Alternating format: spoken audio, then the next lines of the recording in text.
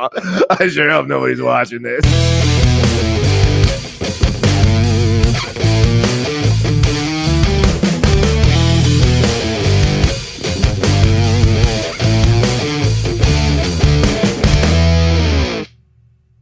Can we talk about my fight? Can we talk about me now? Yeah, so you had to kick a dude's ass. What happened? Okay, so I bartend at a bar in downtown Tampa, like an old dive bar in downtown Tampa called The Hub.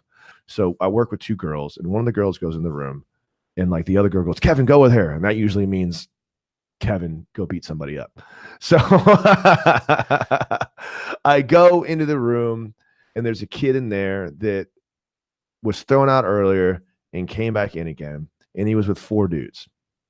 So at this point, and we're in a room that's probably about 3 or 4 foot wide by about 10 or 15 feet long, surrounded by liquor bottles and coolers. Oh, so Jesus. It's like, so I'm in a closed off situation, closed off room, and I'm looking at these 4 guys, and immediately the first thing I think of is, fuck, this is about to get real. Because, these kids, when I say homeless people, they're homeless, but they're also, street kids that are like 23, 24. So they're still, still young, strong kids. So I look at all 4 of them and I'm thinking, all right, this is going to get like, I'm really want to diffuse this because I don't want to fight 4 people. So I'm doing my best to try to stay calm and not escalate this to a fighting stance. But the one kid, there's 4 black kids and 1 white kid. The only reason I'm going to say that is because it makes a difference, because the one white kid obviously was trying to show off in front of his black friends. And his black friends are like, dude, don't be fucking stupid. I think his black friends looked at me and looked at the situation and were like, bro, just do what this fucking guy says. But, he was probably on spice. They all come in and buy their blunt wraps to roll spice in. So he got physical with me. So I know it's a very sordid affair. So I deal with. Don't judge me. Everybody's gonna make a buck. I sell blunt wrappers to spice kids. I'm sorry. It's the life I live. Daddy's got bills to pay.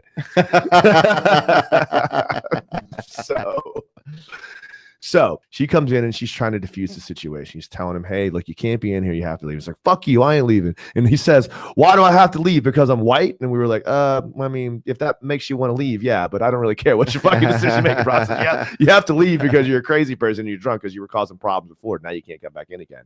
And he starts getting louder. And I say, look, and I start to step in now. And then he turns to me and he starts getting in my face. And I'm like, bro, like, first of all, don't get in my face. I'm like, you need to back off me. And he's like, oh, well, I ain't scared of you. And I'm like, well, you should be. But whatever you feel like just don't get up in my face again because I'm going to hurt you if you do. So eventually we kind of have about a minute or so of a shouting, maybe about 20 seconds or so of a shouting match. And he starts swinging his arms around. And I have to. I don't have a choice because you've threatened my life. Right. I'm not going to wait for you to fucking like make contact with one of these haymakers. Because again, this kid was a big kid. Well, I do see you have a black eye. Look, well, he's fucking stuck his finger in my fucking eyeball. So I go in and get a clinch on the kid. And again, we're in a small space, so I can't really get too involved. Like I wanted to pick him up and throw him on the ground, but I didn't want to break the cooler. Right. So I kind of have him around his waist and he has me in kind of a headlock and the fucker sticks his fucking finger in my fucking eyeball and like starts fucking ripping my eyeball out. So I'm like, motherfucker. So I pulled his arm off and I end up taking his back. And long story short, I mean, we tussled for shit. We tussled for fucking, God, a solid 30 seconds in that room. He was a big boy, man. I got a hold of him and I was like, oh, fuck. Like as soon as I held on to him, like he didn't, when I grab someone and they don't just go down, yeah. Like I'm immediately going, this is not gonna, this ain't gonna go well. This is gonna be I'm earning my fucking money tonight. So I finally kind of get behind him. I get him on the ground. I get my hooks in and I put him to sleep, like out, done, on sleep on the ground. And I held that fucking choke. Like I knew he was out and I held it for another fucking like 3 or 4 seconds just to make sure he was fucking out. And then all of a sudden, all hell breaks loose. Then if I'm on the ground and I'm getting the shit stomped out of me, yes, please come help me. If I am on top of someone and I have them completely controlled and completely subdued, I do not need your help at this point. Right. I have this under control. Nor do I want it because I am freaking the fuck out right now. I don't, because I've got 4 friends of his that are, they're his boys. But like, even if I know you're wrong, like if I'm hanging out with you and Sonny's being a dick, If I see you getting shit kicked out of you, I'm fucking gonna help my boy out. You know what I mean? So I don't know who's friend or foe. People are on me like, get off him, Kevin, get off him. You're gonna hurt him. And like, I'm in my mind thinking, I don't know who any of you are. I'm gonna get up and start fucking swinging.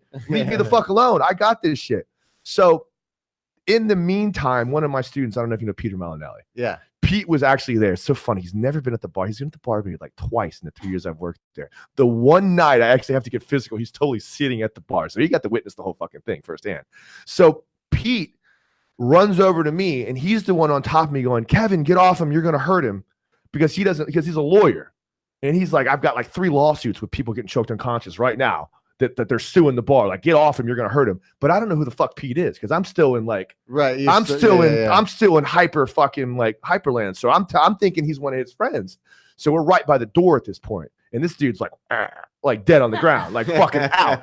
But I also know he's fucking nuts. So I also know as soon as he wakes up, he's going to start trying to kill people again. So I'm thinking to myself, because then again, everybody comes involved. Everybody wants to get fucking involved. I'm like, I have this under control. I'm going to keep this kid on the ground because I don't want to put him back down there again. I work real hard to do this shit. He's a fucking tough motherfucker.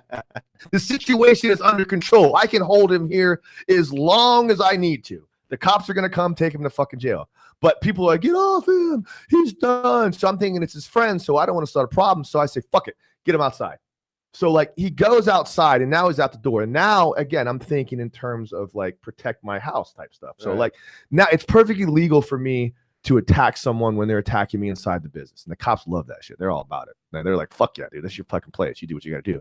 But as he goes out into the street, now it's not my problem anymore. I literally, legally, I'm not really have the same leeway to go out there and do anything in the street. You know, and there's 100 people in the bar at this point. So I'm trying to get everybody to get back inside, leave it alone. It's nobody's fucking problem. And I look outside and they go, fuck.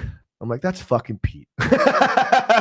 So now I have to go back out there and protect Pete because this guy's swinging like a crazy person and Pete's caught up in the middle and he was trying to help me and didn't realize what was going on. So now I'm like, fuck. So now I got to go fucking help Pete. But now he's outside and now I got plenty of room. And now I'm pissed. So I fucked this kid up, man. I went out back and fought him again. Oh, I had to go out and fight the fucking kid again. So I had to.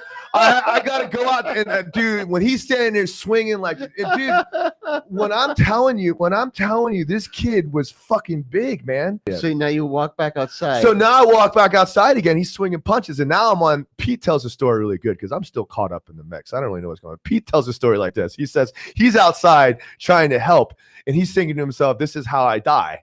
Like it's funny. He said, you know, this is the way I die outside of the hub, you know, on a random night. Some crazy kid is gonna fucking kill me in the street because I happen to be at the hub the night Kevin got in a fight. And then he says, all of a sudden, out of nowhere, he said, like a fucking superhero, I just darted out. And dude, when I tell you, I ran up at this kid and I picked him up like straight up Gray Maynard style on my fucking shoulder and double legged him into the concrete with the force of fucking like hell's fire. Like, he hit the ground and the earth shook. And I actually was afraid I was going to go out because I put him on the ground so goddamn hard. Like I slammed him. I fucking T-boned his ass in the ground so goddamn hard. I was worried that I was going to hurt myself. And I did kind of hurt my shoulder a little bit. And then, of course, he's still fucked up on Spice. So he's like a goddamn zombie. He's fucking like crawling back up to his feet. Normally, I could put knee on belly on somebody and hold him down. Yeah. He wasn't having it. He was pushing my knee up and getting back up. So he goes to his knees. I get my hooks in, flatten him out, choke him out again. So I'm on the ground choking this kid out again. And now I'm on the ground and I'm worried about his friends kicking me in the face. Luckily, they kind of got enough. And I'm telling Pete, I'm like, bro, like Pete, he's helped me hold this kid down. I'm like, I got this. Like, don't let one of his friends come stomp my fucking face while we're waiting for the cops to come. And it's literally, it's funny. It's for a solid 10 minutes because the cops are fucking idiots. They take forever. God bless them, but they take fucking forever. For fucking solid 10 minutes, I'm on the ground with a harness on this kid with my hooks in.